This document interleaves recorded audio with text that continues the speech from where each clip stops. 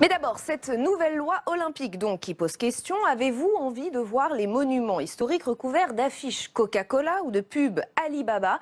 La nouvelle loi olympique rend possible ce scénario. Les sénateurs se penchent sur les textes à partir d'aujourd'hui en commission. On va en parler avec nos invités. D'abord ce point d'Héloïse Grégoire. Imaginez le Champ de Mars aux couleurs d'une marque de soda très célèbre, ou encore les anneaux olympiques sur la plupart de nos monuments historiques.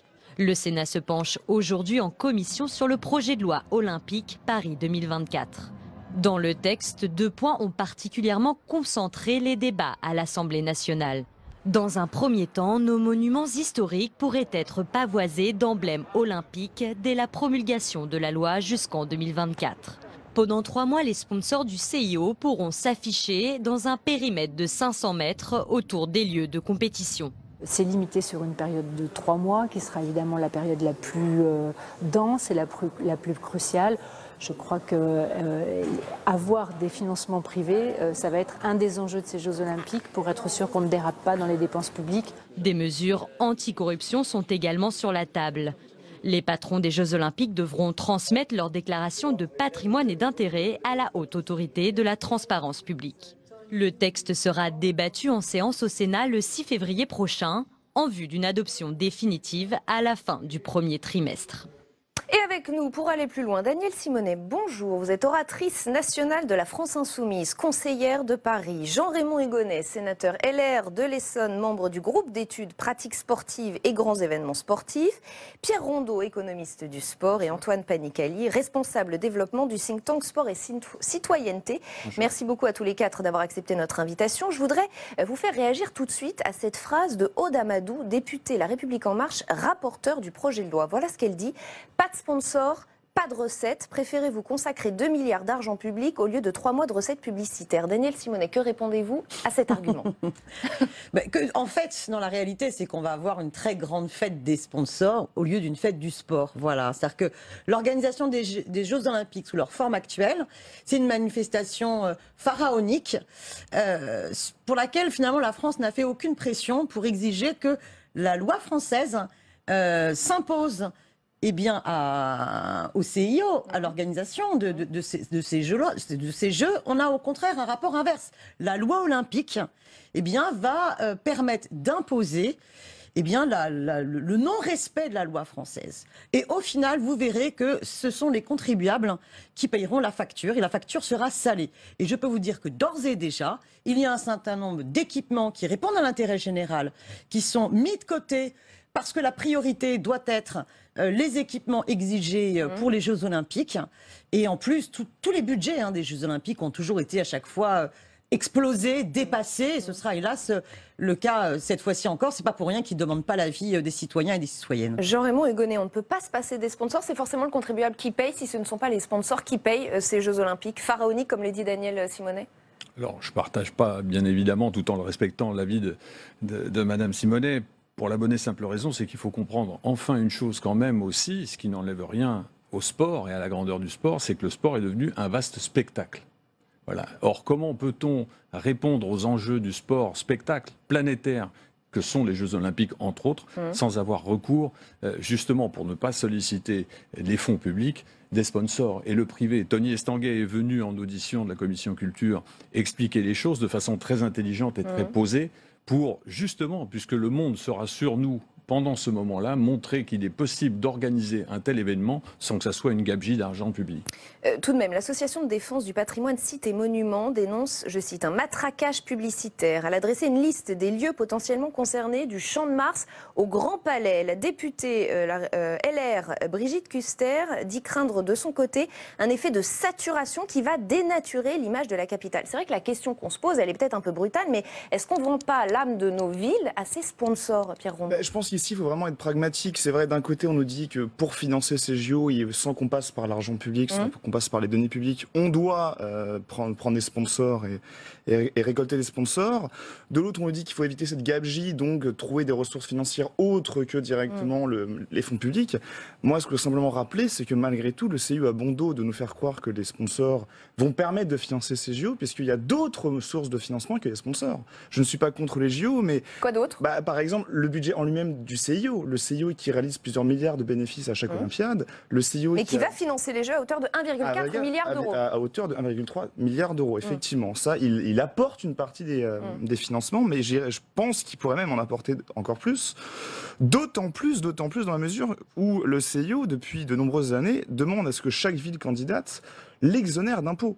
Aujourd'hui, pour 2024... Et on l'a déjà voté. On l'a voté, ça a été voté par Nicolas Sarkozy, ça a été ratifié par François Hollande et prolongé par Emmanuel Macron. La France est un paradis fiscal sportif et le CIO, tout comme l'UEFA à l'Euro 2016, le CIO sera exonéré d'impôts. Donc je pense par exemple pour l'Euro 2016, l'UEFA a dégagé un bénéfice net de 800 millions d'euros.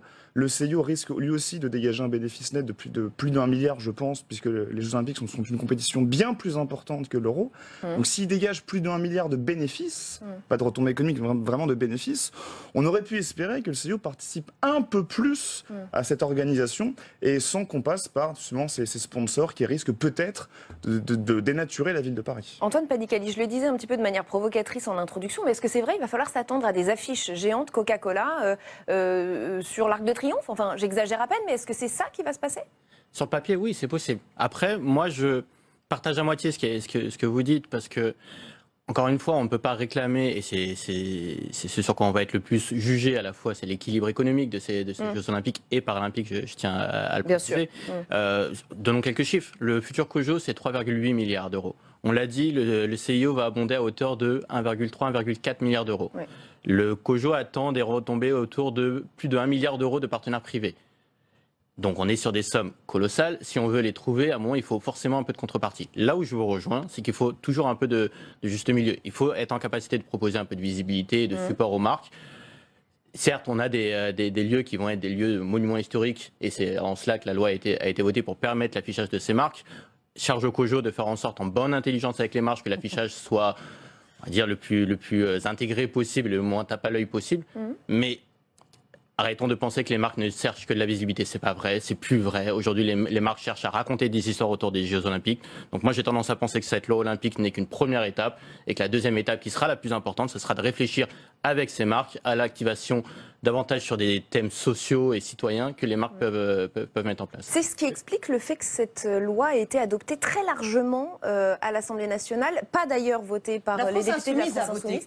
A voté contre parce que mais ils sont les seuls, hein, quasiment. Oui, mais parce que dans cette loi, justement, on permet au CIO de déroger à toutes nos réglementations, notamment en matière d'environnement.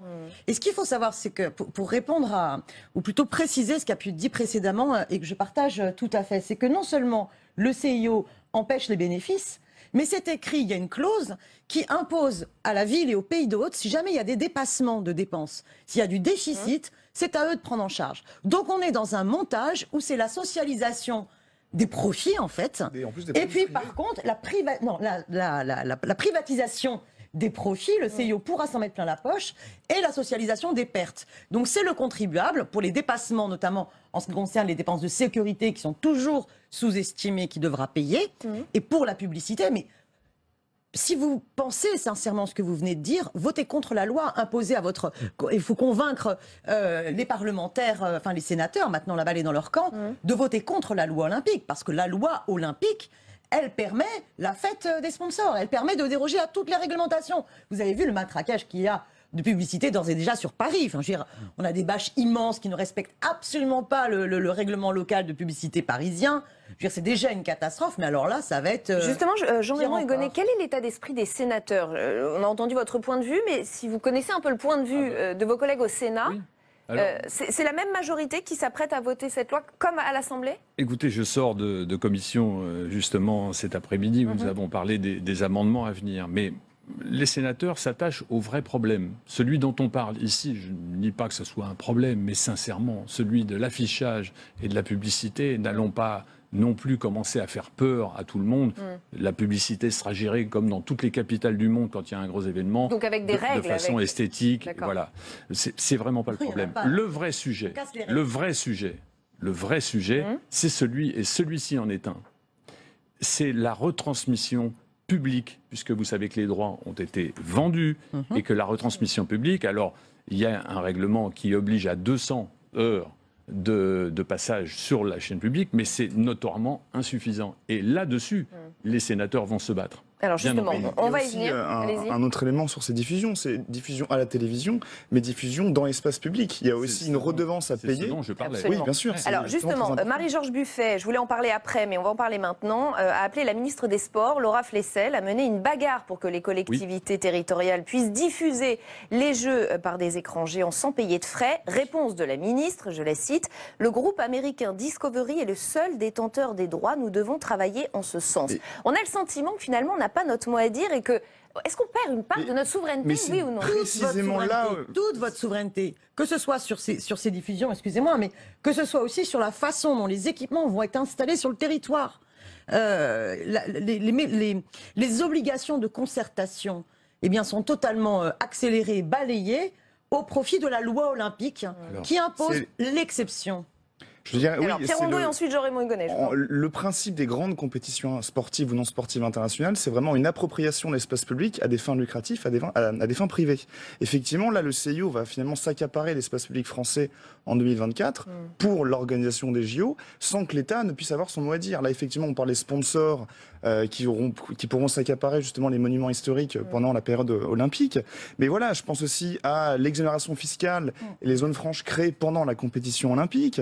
Je pense aussi à ces réglementations privatisées autour des infrastructures sportives, tout comme on l'a eu pour l'Euro 2016 en France, et comme on l'a à chaque grande compétition internationale, ce sont des organisations privées qui s'accaparent l'espace public. Donc moi, je ne suis pas contre ces événements-là, parce que finalement, ce sont des événements populaires qui créent de la fraternité, de la cohésion sociale, mais je pense que la loi républicaine devrait non pas s'adapter, mais devrait imposer sa volonté, imposer ses directives, imposer ses choix aux organisateurs privés. Pour information, Los Angeles, exactement, c'est ce que j'allais vous dire, Los Angeles a, semble-t-il, mieux négocié la chose puisqu'elle a une marge de manœuvre plus importante. Comme ils sont seuls en piste, ils vont pouvoir négocier. Alors que la France, on s'est totalement aplati pour absolument les avoir à n'importe quel prix. Résultat, il faut quand même réaliser que le budget pour cet événement très court, il est 140 fois plus important que le budget de la politique sportive sur la capitale pendant toute une année.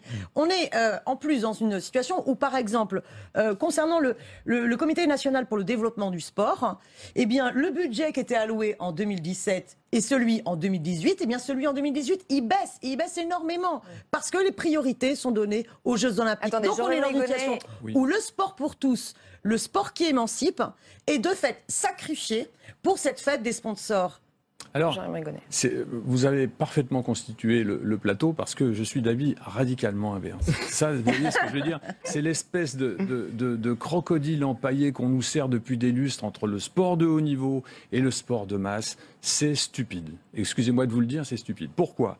Ce que montre en réalité, j'ai une lecture totalement différente et je pense que mais moi, je vais vous donner les chiffres. Attendez, on va laisser les chiffres stupides. On va laisser répondre, on va en parler des chiffres. Vous pouvez être insoumise mais respectueuse, s'il vous plaît, du temps de parole. Vous venez de traiter mon propos de stupide, monsieur. Donc en matière de respect, vous allez me répondre. En matière de respect, on fait mieux. On va aussi laisser parler Antoine Panicali dans un instant. Juste pour vous dire que la lecture est totalement différente.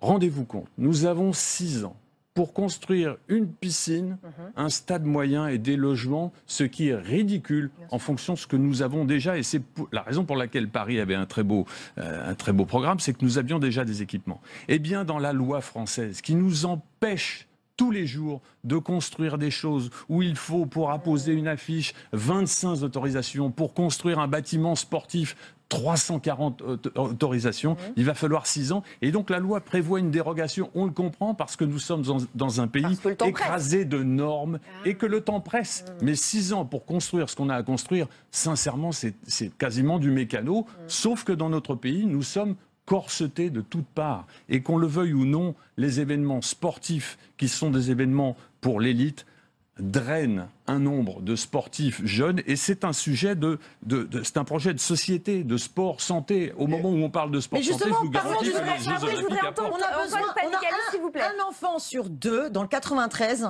d'accord, qui ne maîtrise pas la natation. On aurait besoin d'une douzaine de bassins écoles supplémentaires, ce que va coûter une seule piscine olympique, qui ne sera pas adaptée aux besoins.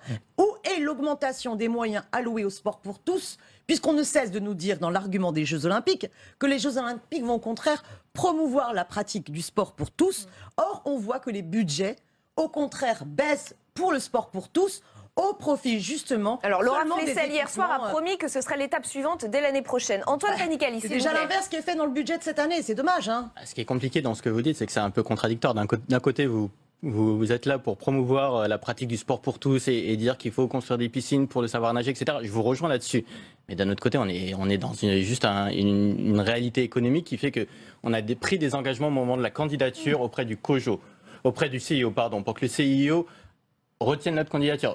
Sur ces engagements-là, on s'est engagé à ce que, certes, les marques apparaissent, mais je vous rejoins, pour moi, ce n'est qu'un détail. Réellement, ce n'est qu'un détail. Sincèrement, le plus important dans le projet, il n'est pas là. Le plus important, il est que, oui, 95% des infrastructures sont déjà existantes. Oui, il y a tout un plan de volontariat. Il y a 70 000 bénévoles qui vont être recrutés. Si on parle de la Solidéo, qui est la structure qui va être créée pour les 3-4 infrastructures à construire, il va y avoir, et c'est inscrit dans la loi olympique, des préférences pour les TPE, pour les PME, pour qu'elles puissent accéder plus facilement au futur appel d'offres. Et encore une fois, j'insiste là-dessus, c'est en cela que pour moi cette loi olympique n'est qu'une réponse administrative aux engagements que la France avait pris au moment de la candidature. Elle va être complétée, et là pour le coup je ne fais que citer ce qu'a dit Madame la Ministre en début 2019, par une deuxième loi olympique où on sera plus là sur le projet de sport société. Sport pour tous, c'est ce qu'elle a déclaré hier soir. Santé, alors, sport, on le sait, le temps presse pour l'organisation de ces Jeux. Donc une course contre la montre a été engagée en matière d'urbanisme et en matière de logement, par exemple, mais aussi en matière de transport. Et là, certaines villes ont engagé des frais considérables, des travaux importants. C'est le cas du Bourget où s'est rendu Fabien Recker. Regardez. Les anneaux olympiques ne sont pas encore tout à fait assemblés, mais la commune du Bourget se prépare déjà activement aux Jeux. Le parc sportif du Bourget accueille le pavillon du badminton et le site d'entraînement de la compétition, mais également le site du volleyball et, plus loin encore, le stand de tir. 80 millions d'euros d'aménagement et à la clé un parc sportif entièrement rénové. De l'autre côté de l'autoroute, le parc expo du Bourget accueillera le centre des médias. Et pour acheminer les 24 000 journalistes attendus, le maire compte fermement sur la future ligne 17 du Grand Paris Express. J'ai du mal à penser qu'on saura quand même à faire venir les journalistes avec le seul RER B. On a besoin d'une gare de la ligne 17 devant le parc des Expos, ce qui sera beaucoup plus simple pour tout le monde. Mais la livraison de la nouvelle ligne est désormais incertaine, depuis qu'un rapport de la Cour des comptes a pointé les dérapages financiers du futur supermétro. La commune a tout de même engagé des travaux d'aménagement. On aménage une gare routière pour mieux organiser le réseau de bus, réussir l'interconnexion entre le bâtiment RER actuel, la gare du T11 et derrière la gare du T11 demain, une des gares du Grand Paris Express. Une gare qui verra donc bien le jour, mais sera-t-elle prête pour les JO? Rien aujourd'hui ne permet de le dire. Et j'ajoute cette déclaration du secrétaire d'État Julien de Normandie qui promet, je cite, de dépasser les carcans bureaucratiques pour être à l'heure. C'est vrai, Pierre Rondeau, qu'on peut aussi se dire qu'enfin, on se débarrasse des normes pour faire avancer aussi l'urbanisme, les transports. Mais ça, bien sûr, là-dessus, je suis entièrement d'accord avec vous. Et c'est très bien, justement, qu'on fasse exploser ces normes et qu'on accélère, justement, ces grands travaux structurels et qu'on améliore, qu'on modernise ces infrastructures, ça c'est indéniable. Par contre, justement, c'est ce qu'il dit dans le reportage, c'est que l'accélération de ces grands travaux du Grand Paris, des nouvelles lignes de métro, tout cela va forcément augmenter le coût, augmenter le budget. Je pense par exemple le budget du Grand Paris, qui avant les JO était estimé à 22 milliards d'euros, avait été budgété à 22 milliards d'euros pour 2030, qui aujourd'hui a atteint 35 milliards d'euros pour finaliser les travaux en 2024. Donc parce que le CIO nous a imposé d'accélérer ces grands travaux pour 2024 alors qu'ils étaient prévus pour 2030, le budget a explosé et justement tout cela va coûter beaucoup d'argent. Quand on parlait tout à l'heure de l'explosion des budgets liés aux Jeux Olympiques, on est totalement dedans. Les travaux du Grand Paris vont très certainement exploser pour les finaliser en 2024. Et Laura Flessel, ça va être accéléré. Laura Flessel, hier dans Le Parisien, à propos du suivi des dépenses et de la transparence, nous dit « Nous avons créé un programme budgétaire ad hoc qui permettra à la représentation nationale de suivre l'évolution de la dépense olympique. Nous avons dit que nous voulions des Jeux sobres, nous tiendrons nos engagements. » Mais ça, parce qu'on est dans le cadre des Jeux Olympiques, les travaux du Grand Paris sont hors Jeux Olympiques. Les travaux du Grand Paris sont d'ores et déjà budgétés et ne dépendent pas de cette loi olympique. Donc même s'il y a un dépassement, ça ne sera pas sûr. Enfin, ce sera pas, le CO ne sera pas, ou les Jeux Olympiques ne seront pas responsables de ce dépassement. Ce sera un dépassement sur le budget du Grand Paris qui est totalement indépendant des Jeux Olympiques. Mais sur ces questions de transport, on est en train de prioriser le transport des sites olympiques, villages olympiques, au détriment d'autres lignes de transport. Aujourd'hui, la prolongation de la ligne 1, la ligne 16 sont reportées sine die parce que la priorité, elle est pour Oui, mais ça servira tout de même à d'autres oui, mais non, usagers. c'est la priorité. La priorité n'est pas donnée au déplacement domicile-travail de milliers et de milliers de franciliens qui sont sur des lignes sursaturées, mais dans des projets... Je veux dire, parce que la ligne 17, par exemple, elle va aussi relier le projet d'Europa City, qui est un centre commercial géant, une aberration qui va à l'encontre de la préservation des terres agricoles. On est sur des projets d'aménagement. Je veux dire, on ne peut pas balayer la question des normes comme cela. Les normes environnementales, elles sont importantes à respecter. On est dans une situation entre les projets du Grand Paris et les projets liés aux Jeux Olympiques, dans une problématique sur la fertilisation des sols, qui d'un point de vue écologique pose problème, et aussi dans une problématique de gentrification et de logique spéculative qui ne va pas dans le sens de l'intérêt des populations. Et c'est pas pour rien qu'on ne respecte pas non plus les questions démocratiques essentielles. Quand vous balayez les normes, écoutez, les normes environnementales, les normes sociales et les exigences démocratiques, ça fait beaucoup. Jean-Raymond Hugonet. Il s'agit de se rendre compte maintenant quand même de deux choses là dans ce qu'on a entendu. D'ailleurs, ce serait la première fois que des rapports de la Cour des comptes seraient pris vraiment comme l'alpha et l'oméga, puisqu'à chaque fois qu'il en sort un, ils viennent se classer de façon horizontale et on ne les respecte pas en France depuis 40 ans. C'est la première des choses. La seconde, on ne sait pas dans ce pays aménager, on ne sait pas faire. On ne sait pas faire parce qu'on prend le transport toujours après coup. Vous voyez, on est devant un État qui nous demande à nous, élus locaux, de construire des logements, alors que les lignes de RER sont grotesques en région parisienne. En ce qui me concerne, pour l'Essonne, prenez la ligne B, la ligne C, la ligne D, je n'en parle pas, c'est un véritable calvaire. Donc on est déjà en retard, tout simplement parce qu'on sait qu'on a accumulé un retard de 30 ans sur l'entretien des lignes actuelles. Et en plus, le Grand Paris Express, et le Grand Paris Express, aujourd'hui, on se rend compte que... Donc, moi, je prends plus ces Jeux Olympiques comme l'exposition universelle qui a été blackboulée d'un revers de la main alors que l'État avait pris des engagements, comme des aiguillons à ce qu'enfin il se passe quelque chose au niveau des transports en région parisienne. Donc voilà, quand on regarde exactement le dessin du Grand Paris Express, quand même votre territoire en particulier est assez bien desservi, ce qui est normal puisque c'est un territoire extrêmement populaire sur lequel les déplacements sont un vrai problème. Donc je prends ça plutôt comme un aiguillon plutôt que comme une lourdeur ou quelque chose qui coûterait de l'argent. Parce que oui, ça coûte de l'argent les transports, mais il faut commencer par ça. Il faut le voir comme un investissement. Il faut le voir comme un investissement.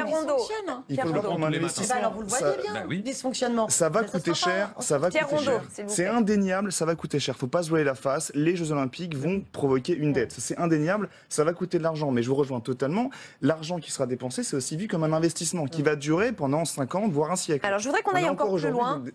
Mais qui ne répond pas aux besoins les plus urgents de la population. Alors, on va essayer d'aller encore plus loin. Je voudrais qu'on se penche un petit peu sur l'état des sites olympiques quelques années après l'accueil des Jeux. On va regarder quelques photos. Regardez, elles datent de moins d'1 an et elles concernent des villes qui ont accueilli les Jeux olympiques. Regardez le village olympique d'Athènes. La pelouse du stade Maracana de Rio. Le bassin extérieur, toujours à Rio. La piscine olympique, toujours à Rio. Voilà dans quel état se trouvent aujourd'hui des infrastructures qui ont été construites exprès, spécifiquement pour les Jeux. Comment faire en sorte... C'était justement la force du projet de candidature français. On était sur 95% des équipements qui étaient déjà en place. C'était absolument pas le cas, ni à Athènes, ni à Rio, ni même à Londres. Obligation de réhabilitation. On est forcément sur un dossier qui est complètement différent. Moi, je pense qu'il faut arrêter de voir le verre à moitié vide. Voyons-le à moitié plein. Les JO, c'est un catalyseur qui est indéniable. Oui, peut-être qu'il y aura des dépensements, mais en même temps, est-ce que le Grand Paris Est n'aura pas connu de dépassements budgétaires ou de retard à l'image? On n'en sait rien. Je pense que les Non, mais il faut se mettre aussi à la place du Français qui a du mal à joindre les deux bouts et qui voit des milliards dépensés, qui peut se demander à juste titre où va cet argent et ce que lui paye. Bénéfiques. Il y a eu des études qui ont été menées par le Centre de droit et d'économie du sport de Limoges qui ont chiffré entre 5 et 10 milliards d'euros de retombées économiques liées au tourisme, liées à l'hébergement, liées à la restauration. Et en termes de vitrine touristique, si on peut nier aujourd'hui que les Jeux Olympiques, c'est une vitrine touristique exceptionnelle. Alors comment vous expliquez que plein de villes refusent de les organiser ou rechignent à les organiser? forcément les mêmes conditions adéquates que la France. La France a déjà organisé de nombreux grands événements sportifs sur les dernières années. On est reconnu pour notre qualité d'organisateur hors pair, que ce soit l'Euro, que ce soit la Coupe du Monde. On en a fait plein. Donc on avait des atouts intrinsèques à la France que les autres pays n'ont pas. Mais justement, c'est aussi pour ces images-là que vous avez montré justement, qui sont passées à Rio, à Londres ou ailleurs, ou à Sochi aussi, qui ont désincité des villes à être candidates. Mais Paris, à mon sens, là je vous rejoins tout à fait, c'est qu'à mon sens, Paris a au moins présenté un dossier, on verra ce qu'il en est dans les faits, mais au moins son dossier prouve qu'il y a déjà, on l'a dit, 95% des infrastructures sont déjà faites, et l'intégralité des infrastructures qui seront construites, je pense à la piste olympique, au village olympique, au Media Center, seront entièrement réhabilitées. Obligation qui a été faite et donnée par le CIO. Donc tout cela ne nous arrivera pas. Ce qui n'était pas le cas autrefois à Rio ou ailleurs, ou à Londres. Autrefois, le CIO ne se préoccupe pas de l'après JO. Le CIO se disait voilà, ça va durer 15 jours ou un mois avec les Paralympiques, et ensuite merci, au revoir. Dorénavant, puisqu'il y a eu beaucoup de villes qui sont désistées, le CIO a dit bah non, moi ça m'inquiète qu'il n'y ait plus de villes candidates, donc maintenant je vous oblige à réfléchir à l'avant JO, pendant les JO et à l'après JO. Et je vous impose à ce que toutes les infrastructures, pour éviter ce qu'on appelle les éléphants blancs, pour éviter à ce que toutes les infrastructures soient ensuite abandonnées, je vous impose à ce qu'elles soient entièrement réhabilitées. Et je précise par exemple que le village olympique et Media Center sera réhabilité en logements, en bureaux et en commerce, et parmi ces logements, 30% seront des logements sociaux. Sur le papier. Après, on verra la réalité. Il nous Sur reste le papier, c'est comme 2 ça. minutes pour conclure, Daniel Simonet, puis Jean-Raymond Hugonet. Oui, écoutez, sous leur forme actuelle, l'organisation des Jeux Olympiques impose des dépenses pharaoniques sur des équipements qui ne répondent pas aux besoins urgents de la population. Et d'ailleurs, les collectivités, Paris la première, est en train de prendre des arbitrages défavorables pour répondre à des besoins urgents, sous prétexte qu'il y a ces dépenses de Jeux Olympiques. Regardez déjà combien a coûté rien que la petite balade pour aller récupérer au Pérou la réponse sur les Jeux. Enfin, on voit bien que de toute façon, on va être dans l'éclatement des budgets. Il y a un déni démocratique. On n'a pas demandé au peuple français s'il souhaitait ou pas ces Jeux Olympiques. Et en plus, on va lui faire payer la facture pendant que les autres vont embaucher tous les bénéfices de cette fête des sponsors. Jean-Raymond Hugonet, je suppose que vous allez conclure différemment. Oui, je sais que les référendums sont à la mode, les référendums tarte à la crème. Demandez au peuple français s'il veut les Jeux Olympiques. D'abord, dites-vous une chose, je ne vais pas me mettre, même si je suis musicien, à chanter Paris, reine du monde, mais enfin, elle va peut-être l'être dans une autre émission. Mais sincèrement, soyons fiers de ça, madame. Ne faisons pas n'importe quoi. Et je vous garantis que Tony Estanguet, quand il est venu nous parler devant la commission en audition, on a là un grand champion français qui représente exactement l'état d'esprit de ces Jeux Olympiques qui ont été, je trouve, parfaitement montés, qui sont sur un équilibre économique jamais atteint auparavant et qui vont donner de la France enfin l'image qu'on espère donner, plutôt qu'un pays qui se déchire dans des combats d'arrière-garde. Voilà, ça pose des problèmes. Soyons fiers de la France, donnons-lui enfin les moyens pour que tout le monde puisse accéder au sport. Depuis le début, madame. Que les enfants puissent avoir accès au sport, pas pour ça que je suis soumis. Je ne suis pas soumis, mais je suis fier de mon pays et de ce qu'on va organiser et ce qu'on va montrer au monde. Et que la misère, on arrive enfin à la traiter. Regardez, là, on ne se préoccupe pas de ces priorités-là. Et on ne se préoccupera pas de ces priorités-là. Bien sûr. Et on est obligé de s'arrêter là. C'est la fin de ce débat. Merci infiniment à tous les quatre d'y avoir participé. Dans